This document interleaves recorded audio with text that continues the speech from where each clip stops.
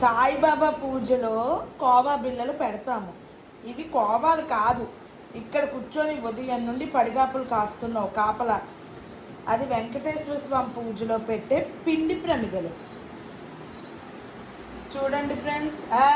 No, don't touch, don't touch. దేవుణ్ణి ముట్టుకోకూడదు కదా, తప్పు కదా. సాయిబాబాని తప్ప ఎవరిని మందిరం ముట్టుకోకూడదు, అర్థమవుతుందా? ఇది తినేది కాదు, అది కోవాలు కాదు నాన్న, పిండి ప్రమిదలురా, పిండి ప్రమిదలు. దా కోవా పెడతాందా.